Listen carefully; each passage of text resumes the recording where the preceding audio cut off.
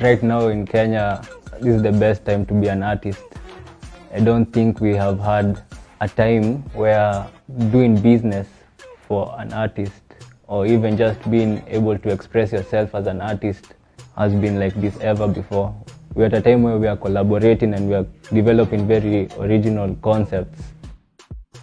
There's a sun that's spitting water, there are palm trees, there's a guy and there's a chick who are playing drums, there are two traditional like beer mugs and the bottle. Those are just random elements that you can come across every day.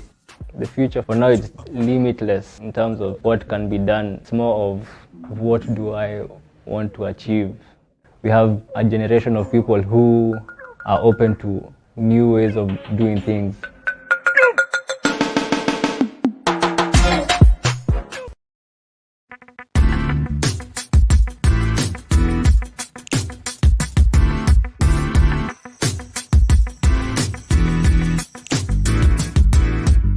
Yeah, mi watch game tumecheza. First una analyze vile tumecheza, then ukirudi next training unajaribu kuimprove vitu huko make right.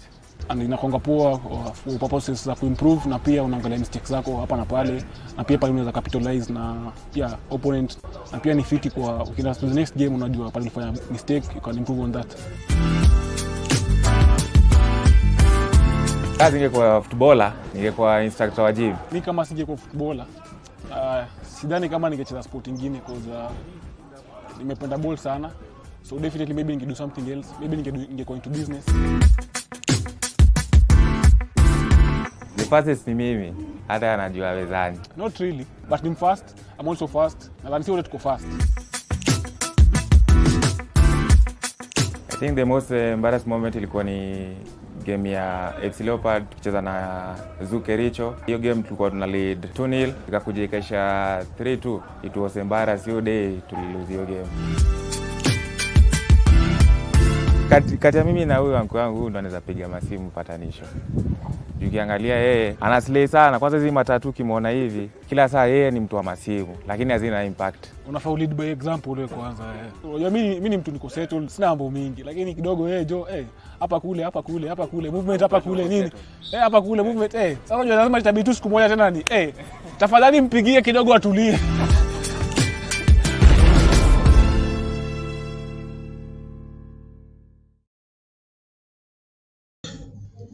Well, a very good evening to you and welcome to this exciting edition of INGWE FANZONE right here on AFC TV. I am super excited about this particular edition because today we are doing it a little bit differently. We are doing it Kenyan style with a touch of ours forever right here on AFC TV. This is INGWE FANZONE. Karibuni sana wherever you are getting us live from. Tafadhali use the link that has been given to you by the super producer Pali Facebook, wherever you are from, and of course join in this conversation. Now let me just adjust my light kidogo, naonekana mnioni vizuri sasa, naonekana vizuri. Yes kabisa. So karibuni sana. Today is the 25th of March, a night where Harambee Stars is playing Egypt in an AFCON qualifier match. Now, this is a must-win game for Harambee Stars, and our very own Elvis Rupia is starting on the bench in this particular match. Yes, the lineup is already out. He is starting from the bench. I hope he's going to play and make his impact on the bench. But before we get to our star man, let us have some fan zone news.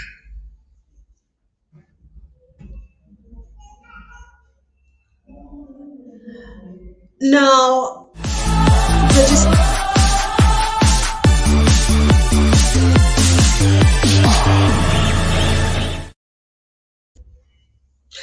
let's get to it. Today is the 25th of March. As I said, we only have 6 days left until we close registration. Not completely close the whole registration process, but you have to understand that even the branches have to be given time to submit the names of the members that they have and all that.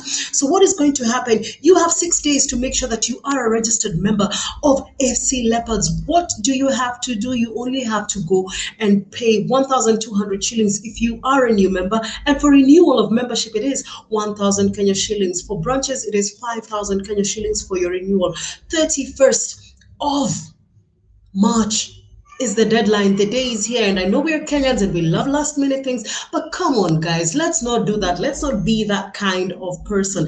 Now let's get into it. Now last weekend we had a match against VIHIGA United that was played at the Mumias Stadium, and I don't know if my super producer has the statistics of that match, but VIHIGA United played FC Leopards and the game ended in a barren draw. It was a weekend full of draws because the fixtures that the matches that were played on that particular Saturday all ended in draws. Now I know a lot of you were disappointed, but that was a very, very good game that VIHIGA United pulled there, and FC Leopards just could not find the back of the net. But we are moving on to the next match because we are still third on the log even after that draw, and I want to hear your thoughts on that, Joel. The match was not aired on a BTV, of course, and we were not able to stream that match because, of course, we do not have the rights. However, if you checked our Facebook page and our Twitter handle pages, you do know that the match ended in a stalemate draw. VIHIGA did their best, defended well to make sure that our boys don't get the ball at the back of the net, but all's well, we got the point. So what are your thoughts on that match, VIHIGA United versus FC Leopards? Remember, if you want to be part of this conversation, make sure you join us using all our social media handles. Ukiniona nimeshika hii simu yangu hivi, I am ready to read your messages. So on Facebook, we are FC Leopards SC. On Twitter, it is at FC Leopards. On Instagram, at FC Leopards _SC. And on YouTube, yes, YouTube, ukiangalia TV yangu pale nyuma, we are playing right now on YouTube. It is FC Leopards SC. Join the conversation. Tell me, what are your thoughts on that match of VIHIGA United versus FC Leopards? Do you feel like FC Leopards lost their footing just because they're due in that game? Now I'm being joined by Ambaisi. Yes. How are you? Hey, vipi my brother? Hata sikuoni, lighting ni aje? Light niko mbaya kidogo, but next time that try. But uko salama? Niko salama, nashukuru sana. Karibu. Asante sana, nimekaribika. Yes, VIHIGA, our suspicions zili happen. Yeah, nasema our suspicions zili happen kwa sababu last time tulikuwa tunasema they have a very good defensive record. Yeah, tulijaribu our best, but at least tulipata. Is better 1 point than none. So now we need to lazima to concentrate on the next game, and kama champion, to be a champion is not a smooth road. Kuna madross zitakuja, God forbid ma losses zitakuja, but is how you bounce back from those results ndo itatufanya tukue champions. Well, tukiangalia mechi, we had a few missed chances here and there. Nasikia pitch ya Mumias was not exactly in the best of conditions. However, as umesema, let's take the point and go away with it. Tukiangalia, we had a lot of kuna chances mob. Kuna free kick keep alipata, hatukuweza kuingiza. In terms of discipline, I think we did very well. Do you think this is something we should carry on, keeping in mind our next match, Nzoia wanna come home? Not going to be a tough task. Going to be an easy task. Actually, Nzoia might be easy because babu Nzoia wanacheza open football, and FC tunapenda sana team inakuja kucompete na sisi. Sidhani kama Nzoia wanatuweza toe to toe. Pengine tu ikue tu sisi yetu, but toe to toe kwa babu Nzoia wanacheza open football. I think hiyo ndo game, I think pia Rupia ataongeza talents zake za mabao. But talking about it, I think umesema free kick. I don't know kama technical bench yetu wanaonanga hii fans zone kilagaza. I think atupati mabao mingi kutoka kwa corners na direct free kicks. I think wana need to improve on that. Hizo set piece wana need to improve on those dead balls. Corner, ma set piece nini, atupati mabao kutoka hapo. Ndio tukue champions, lazima tupate mabao kadhaa kutoka hapo kwa hizo vitu. Unajua leo time ni kidogo sana, lakini let's move on. 3 of our players went in for national duty. Saad Juma, team yake ilichapwa jana 1-0 South Sudan. Shaka is playing for his team in Burundi, and Elvis Rupia is starting on the bench for Kenya today. Game yetu na Egypt, maoni yako kwanza? Okay, I'm a Kenyan, and it's obvious I want Kenya to win, but Rupia kwanza bench, hiyo how can the best striker in the country, ama tunaweza sema the second best striker, aanze kwa bench, alafu kuna wachezaji wengine of which ndio ni fair, it's fair competition, but lazima mchezaji akuwe rewarded on what amefanya, and Rupia ana deserve kuanza. Hata in the friendlies Rupia alianza na kachapa bao. Rupia anaweza cheza as a top striker, anaweza cheza as a winger, combination yake na Olunga ingekuwa poa sana. So niko hiyo decision ya kuanzisha Rupia bench sijapenda, but nataka Harambee ishinde, nataka tu washinde kabisa, alafu tuone game ya Togo za Rupia. Tuangalie stats za Rupia. He has 11 goals kwa league, 15 goals in all competitions. That is inclusive of the goal he scored in the friendly against South Sudan yenye tulicheza. Surely this is a record that speaks for itself. As you've said, Coach Ghost Mulee probably feels like atamekio impact from the bench. Do you think him coming from the bench inaweza kwa motivation enough? Unajua anaweza ingia na afunge? Okay, yes, anaweza ingia na afunge, but angalia the record ya Rupia, vile tumeangalia record yake. Rupia ni player anakuanga na impact game ikianza. Hata FC amekuwa akianza all the games. Si mchezaji wa kutoka bench ndio akuja lete impact. Pengine Ghost, unajua pia makocha wanajua plans zao, na pia siwezi mimi si coach, so siwezi mkashifu. Mimi so I think pengine ako na something good planned, na tunaomba hiyo plan yake i work out. Kama ni Rupia ataingia second half afunge, hiyo inaweza kuwa poa. Na si pia tu Rupia kufunga, tunataka any player wa Harambee Stars. Unajua sasa hii ni Kenya, now it's about our country. So any player tunamwambia a good game, washinde hii game. Tunataka washinde hii game hata kama ni ngumu, lakini tunataka washinde.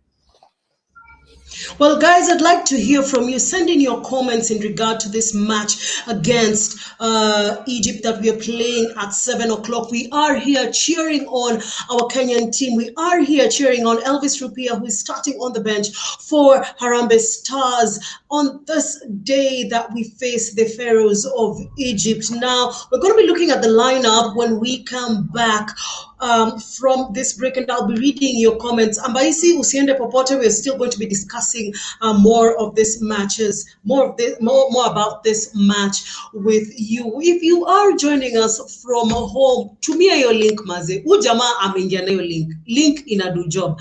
Make sure that you join us using this link. So after the short break, we come back with more as we look at the lineups that have been given by the coaches.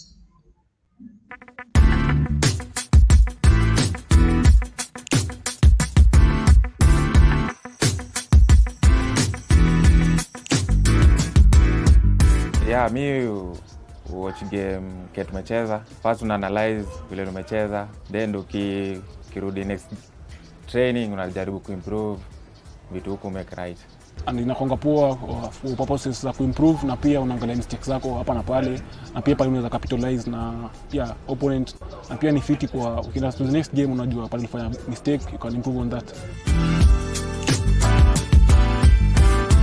Kazi ingekuwa footballer, ningekuwa instructor wa gym. Mimi kama singekuwa footballer, sidhani kama ningecheza sport nyingine cause nimependa ball sana. So definitely maybe ningedo something else. Maybe ningekuwa into business. The fastest ni mimi, hata anajua wezani. Not really, but I'm fast. I'm also fast. Na sio tuko fast.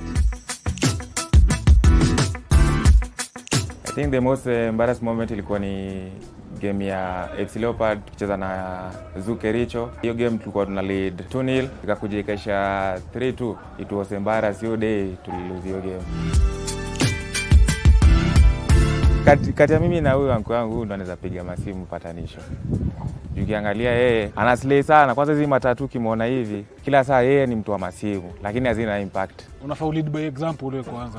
Unajua mimi ni mtu niko settled, sina mambo mingi lakini kidogo hapa kule movement hapa kule nini hapa kule movement sasa unajua lazima itabidi tu siku moja tena ni tafadhali mpigie kidogo atulie.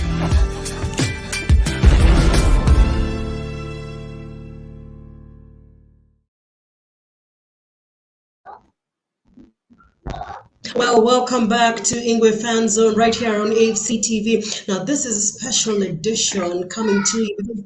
Today, we are celebrating our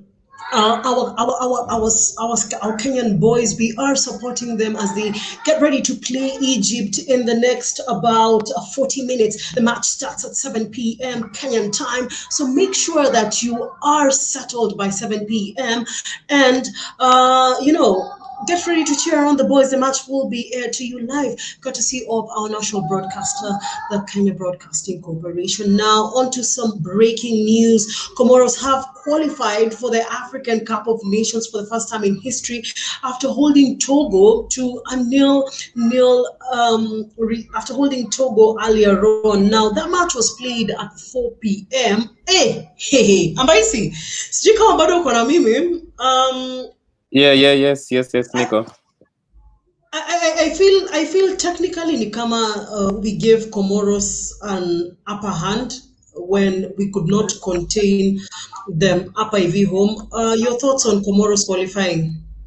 Oh, okay. First of all, I don't know how sure is that because babu kama wamedraw wako na 9 points. Sisi tuko na 3 points. Tukishinda game zote mbili tutakuwa na the same points now 9. So sijui kama watu wako na wanaangalia goal difference ama wanaangalia head to head. So kama wanaangalia head to head wamesha qualify, but kama ni goal difference bado kidogo. So I think sisi kwa nini tulidraw na Comoros hapa? Sisi kudraw na Comoros hapa ndio shida yote ilitokea, but Egypt pengine tunaweza toa Egypt, pengine tukichapa Egypt alafu Togo ichape Egypt, you never know, but very slim chances. Keegan, welcome to Fanzone. Hello Midecha and Ambaisi, how are you? Tuko salama. Amko salama. Acha tu ni join discussion mnafanya sahi about game ya Harambee Stars. Anyway, sijafurahia Rupi yako bench because looking at the strikers wenye tuko nao sahi, naweza sema Rupi is one of the strikers mwenye confirm kwa Kenya Premier League, so I expected him to start the match. But Simbaya at least yako bench. I hope in the second half or after 40 minutes atapewa chance ya kucheza. Another thing about the Harambee Stars qualifying Comoros qualifying. As for Harambee Stars, we shot ourselves in the foot. Yeah. Because on for the team in that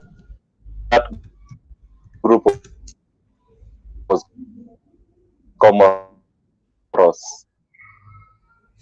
Well, Keegan, tunapata shida na network yako kidogo, sijui kama unaweza iangalia. On paper. Keegan, network yako iko na issue kidogo. But preparation zote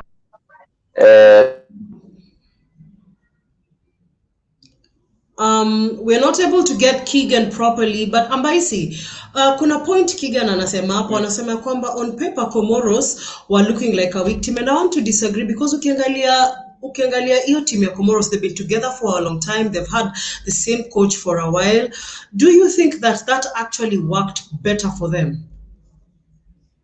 Yeah, yes, it worked better for them. Wamekuwa together for a long time, na pia naye most of their players wameboniwa and raised in France, so most of their players wanacheza in France Division 2, League 2, na kuna I think like 2 of them wanacheza League 1 ya France. So watu wako wanajua Comoros. I think walikuwa a very unknown side, but ukiangalia their players, I think hata team yao ni 90% foreigners na wanacheza League 2, almost all of them, so wanajuana, so they were strong. But vile anasema on paper, hata mtu akiulizwa sahi Comoros, hata Kenya si tulikuwa sure hapo ni 6 points, so on papers ni ukweli watu walifikiria walikuwa weak, but kwa reality hawakuwa weak, walikuwa ni team too strong, na wameonyesha hivi vile news inasema wamesha qualify, wameonyesha wakuwa weak. Hebu tuangalie lineup yenye coach Ghost Mule amesema ndio inaanza leo. A very big surprise, Daniel Sakari anaanza pale nyuma. Happy birthday to him, by the way, ni birthday yake, so I guess that's a good gift for him. Ian Otieno is between the post, Eric Ouma, Johnston Omurwa, Joash Onyango. Hiyo ndio back four yetu. Alafu katikati Akumu, Muguna, Lawrence Juma, Abdallah Hassan, and we are going for a twin striking with Masud Juma and Michael Olunga. Keegan, your thoughts on this lineup? We are playing 4-4-2 twin striking. Anyway, my only surprise kwa lineup ni Abdallah Hassan starting badala ya Clifton Nyakea. Nyakea has had the last 2-3 matches amecheza vizuri sana. But as for Sakari kwanza, I'm not surprised because ukiangalia players tuko nao kwa camp, wa right backs. Tuko na Badi. Yeah, Badi Sakari, yeah. Badi na Sakari. Kwa league Sakari amekuwa na form nzuri, so I expected him to start. Though wing backs wetu wako na kazi, full backs wetu Eric Ouma na Sakari. Ukiangalia forwards wa Egypt, most of the time watakuwa wametupin kwa half yetu.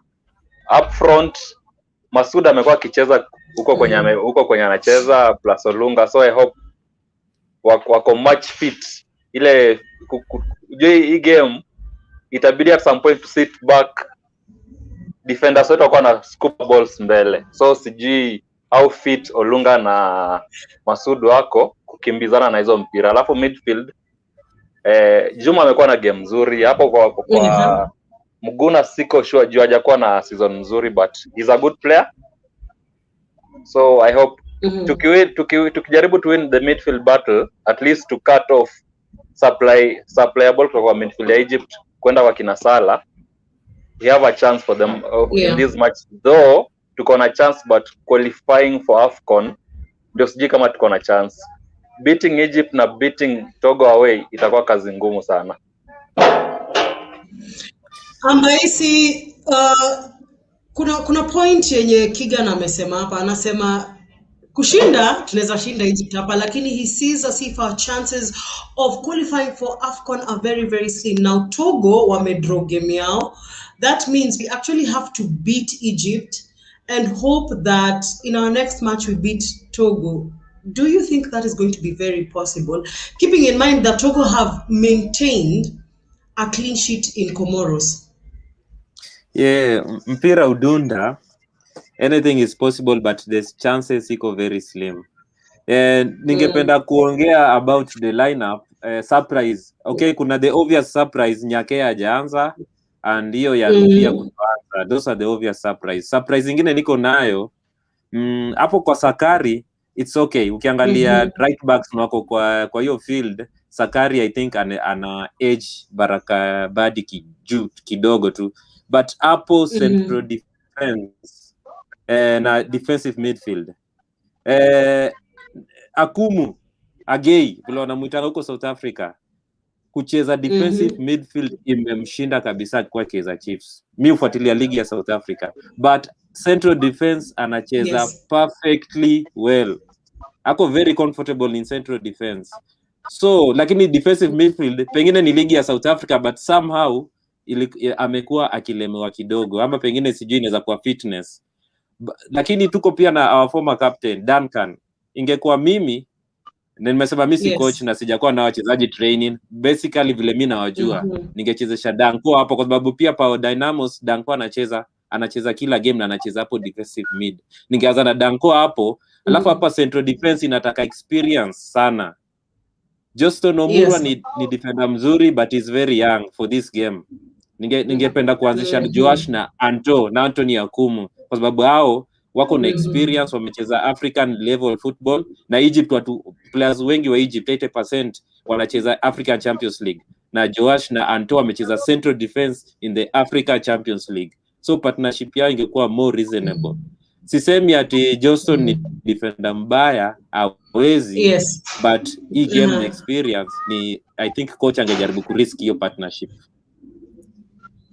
Well, before we get back to matters FC Leopards now, Arsenal fans should just know that their star player is not going to be featuring this match. PIA announcer from the bench, but we're going to see the likes of Mohamed Salah and Trezeguet starting this match. The Aston Villa man has been on fire this season. Tunaona they have put a very solid squad.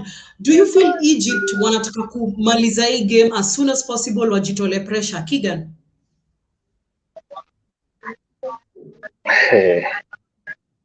Obviously Egypt wamekuwa wakicheza AFCON for some time, so there's no way wamekuja game ku lose. Wanataka points, so they'll be out on attack. Hii game wanataka early goal so tumalize. So but let's keep in mind, this is not the same Egypt. Is ile Egypt yenye ilikuwa 2019. This Egypt is very, very beatable. They are not the strong Egypt that we expected to see in this group. I mean, Egypt sai kama 2019 wangekuwa wamequalify, they are struggling. Do you think maybe we can take that chance and just say, by the way, tuko tu na imani na tufunge haka kitu? Egypt walianza, kuna mtu amesema yeye anaenda kuekelea na Betsafe over 2.5. Egypt walianza hizi qualifications slowly sana, but sasa hiyo wamerealize ni kubaya, so there's no way wata take chance. Ukiangalia Harambee Stars defensive central defensive pairing yetu, this is the first time Joash anacheza na Omurwa, so una imagine shida zenye ziko hapo nyuma. Na ukiangalia forward ya Egypt, si ati ni first time wanacheza hapo pamoja hapo mbele, so itakuwa ngumu sana kustop hao jamaa. So Egypt wako na very big chance na wanaweza kufunga mabao mingi to settle kwa game mapema. Well, there you go. I'm just going to read a few messages from the fans and then we get back to matters FC Leopards, because immediately after this international break, we are going back to the league, and as you can see, we'll be telling you which fixtures we are having from the 3rd of April, because we are getting into a new month. Now, kuna mtu hapa anasema we are tuned in from Eastlands. All the best to Harambee Stars. Temina Minange anasema Rupia kwa bench aje maze, second top scorer kwa league anaanzaje bench? Well, we are not the coaches, we just read out what we have. Well, for everyone who's joining us, thank you very much. Let's get back to matters FC Leopards. Ambaisi, our next match, we host Nzoia Sugar right here in Nairobi. That match will be on the 3rd of April. The approach, as much as we are enjoying this international break, the team is also training very hard to ensure that, fitness levels zinabaki hapo. 4 days after that, we play Mathare United, and then 3 days after that, we play Posta Rangers. Mechi tatu zimefuatana in a span of about 10 days. Yes. Kusema ukweli, mimi siogopi any team in the Kenya Premier League. Tunaweza shinda teams zote, but Nzoia is a very energetic team. Wamekuwa na some results. Game yao na Tusker ikushinda rahisi. Unakumbuka vile walichapa Gor. Bandari huko wakupitia vizuri. So Nzoia is a strong team, but FC sahi misiogopi any team, to be honest. Hata Nzoia kwanza napenda kucheza na teams kama Nzoia kwa sababu wanacheza open football. Pengine ma-team kama Vihiga, Posta Rangers wanaweza cheza defensive, but hizi team zinacheza open football. I don't think kuna team inaweza match na sisi toe to toe. any team kwa Premier League tunaweza shinda game zote. I think we're playing with Zoo kwanza ndio tucheze Nzoia. Then we meet Mathare United. Then after Mathare United, we play the Betway Cup where we play Posta Rangers. And then we get back to the starting of the second leg. Bidco walitusumbua sana in the first leg. We scored, yes, we won, but we really had to look for those goals. Bidco wamekuwa kicheza poa sana. They just lost a match against Gor Mahia, and unajua kocha amewambia ni wasema you have to put your head in the game. Unasema uogopi teams zote, but teams are actually improving very much. Ambaisi, we need to be very, very careful. Strategy yetu in this next few matches, do you think rotation will work for us in order to help us avoid fatigue? Yes, rotation itatusaidia sana, and pia naye to avoid fatigue, I think tunakuanga na sub 5, we still be having 5 subs, and the coach amekuwa akitumia sub zote, so rotation itatusaidia, na pia naye we have at our advantage. I think wachezaji wetu 3 peke yake ndo wako wameenda international, so the other 27 wamebaki na team, wana train na team. So hiyo itatusaidia, watakuwa na rest. Alafu pia apart from that, nani amerudi, Sichenje I think nimemwona zoezi, nimemwona kwa the official Facebook page, kwa pictures nimeona Sichenje amerudi. So hiyo itaweza to boost hapo defense. Tulikuwa na shimo kidogo after Kamura kupata red card. So I think it's up to wachezaji wetu. Sisemi vile nikisema siogopi any team, sisemi atu hizi ma teams zizichukua point kwetu. Vihiga ilichukua point kwetu, lakini wachezaji wetu lazima waende tu na confidence ya kushinda. So first leg tujaribu kabisa tumalize at the first position, ama not less than 5 points from the top team. Alafu tumalize first leg, tuanze second leg. Well, news just getting in is that the fixture has been amended kidogo, so game yetu na Zoo imesongeshwa mbele. We'll be giving you the proper feedback in regard to that. Nzoia Sugar Kigan tuliona wakipea Tusker headache here in Nairobi. They beat Gor Mahia away. They're coming into this match with a lot of confidence, keeping in mind that unajua ukishachapa hizi timu kubwa unakuwa na confidence ingine. What should be what we be wary of when we're playing Nzoia next week? Our matches versus Nzoia zimekuwa ngumu sana. Hajaishinda tu Nzoia comfortably. Unasikia? Yeah, nakusikia. Hajaishinda tu Nzoia comfortably, but the beauty of hiyo game ni kuwa Nzoia wana attack team ya kusit back, ni watu wa kutafuta mabao.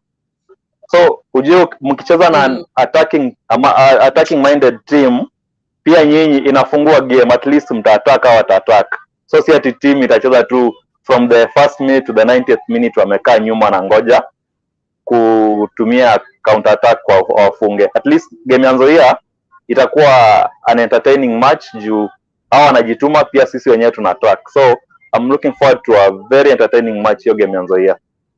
Haitakuwa kama game ya Vihiga. Juu Vihiga wali sit back for hizo 90 minutes.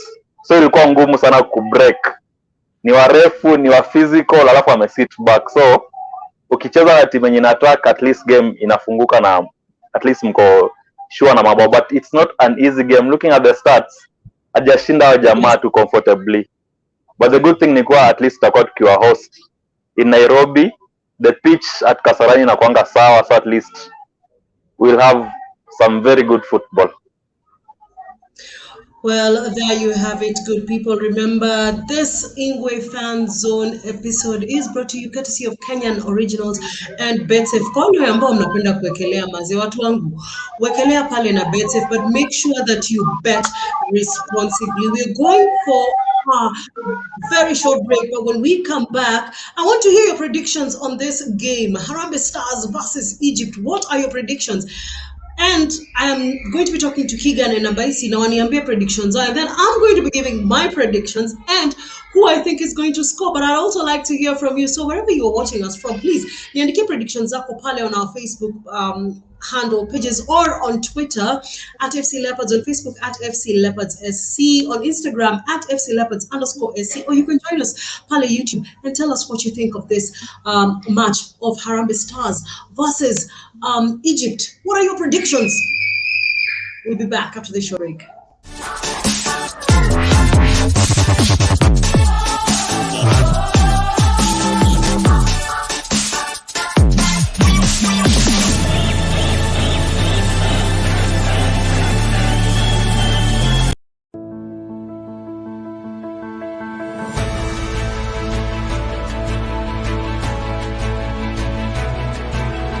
Here's to the originals, the originators, the upstarts, the makers and shakers. Here's to fearless individuality, to creating our own scene. Here is to a unity that inspires, restless, fierce, optimistic. We are all originals, all one tribe. Our heart is Kenya, our soul is Africa. Kali Kenyan kick, authentic African attitude. Chaos and curiosity, celebrating difference. Kenyan originals, proudly African. Raising a glass to a new dawn.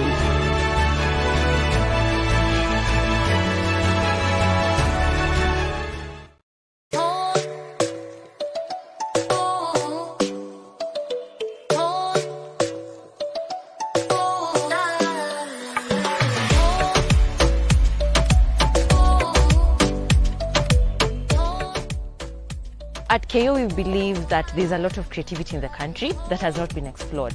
Kenya is a country that has a lot of creatives in a pool that is just unknown to many people. And with KO, we decided, like, why not try and just dive into that pool with those people? And that is what we did head first. We met amazing people who've done amazing things for us. Kenyan Originals' vision around the collaborations is to ignite that originality that has been quiet. So it's been so silent, but now we want to make noise around it.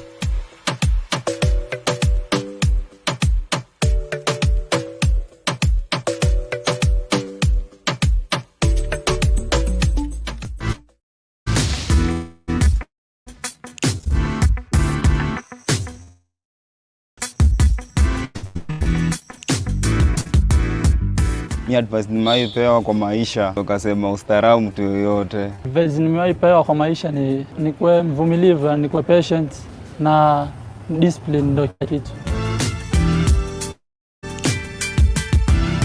Sports icon yenye uniadmire ni Alexander Arnold.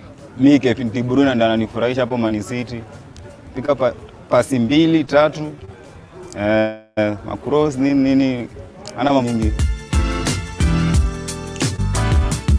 Oh, mimi kwa blue band kwa gale yenyewe siwezi. Maybe Mluya hapa naweza.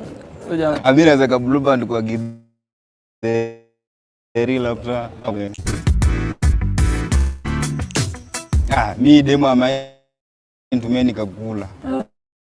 Hiyo na umetudanganya. Kula tena. Mimi niende lakini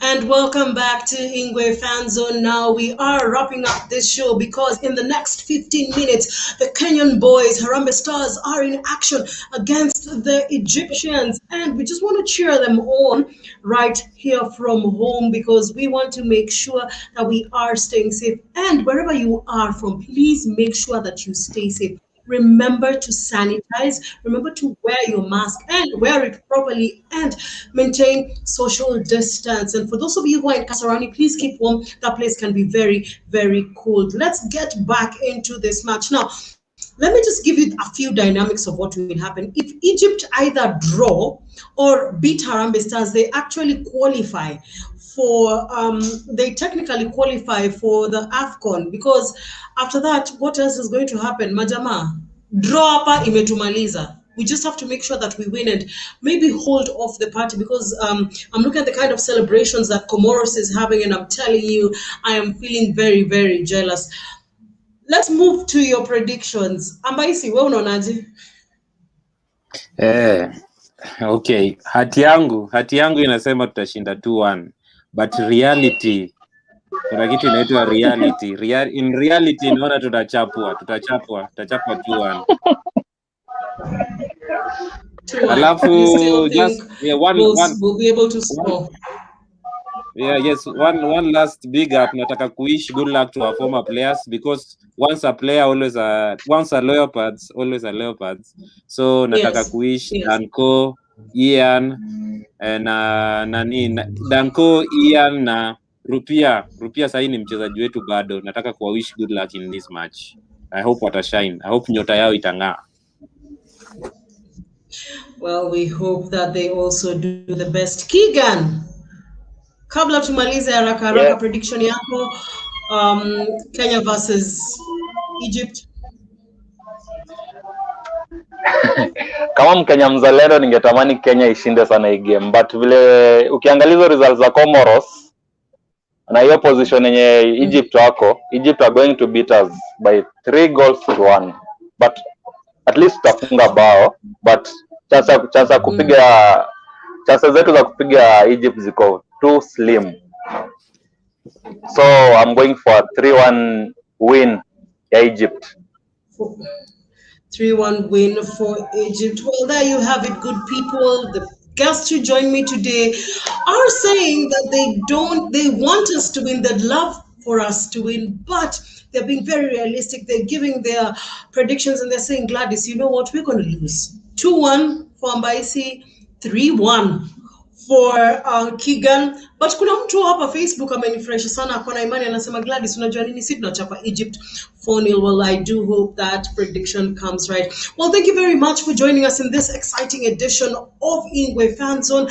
I have to say all the best to the Kenyan team, all the best to you Harambee Stars. We do hope that our stars shine tonight as we take on the Pharaohs of Egypt. Remember, this weekend there is no Kenya Premier League action, but next week on INGWE Fanzone we'll be giving you highlights of Match Day Center Live will be coming to you, and it will be FC Leopards hosting Nzoia Sugar on the 3rd of April right here in Nairobi. This has been INGWE Fanzone, Kenyan edition with a touch of ours forever, courtesy of Kenyan Originals and Betsafe. I want to say thank you very much for making time to join us. For the team that has made this a success, thank you very much and God bless you. Let's go and cheer on the stars. Good night and God bless you.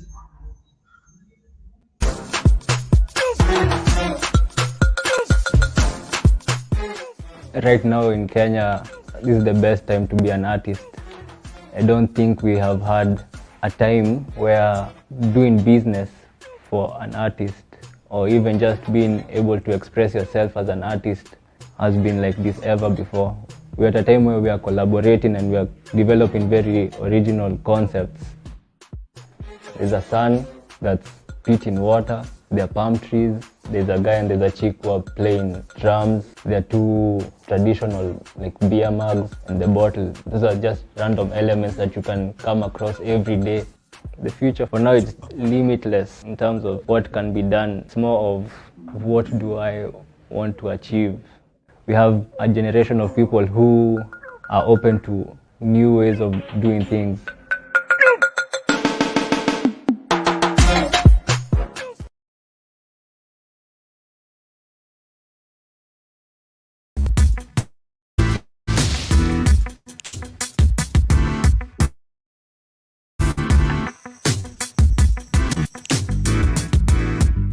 Mi advice nimeipewa kwa maisha, ukasema ustaarabu mtu yoyote. Advice nimeipewa kwa maisha ni kuwa mvumilivu, ni kuwa patient na discipline ndio kila kitu. Sports icon yenye uniadmire ni Alexander Arnold. Mi Kevin De Bruyne ndo ananifurahisha hapo Man City. Pika pasi 2, 3, macross nini ana mambo mingi. Oh, mimi kuweka blue band kwa ugali maybe Mluya hapa anaweza.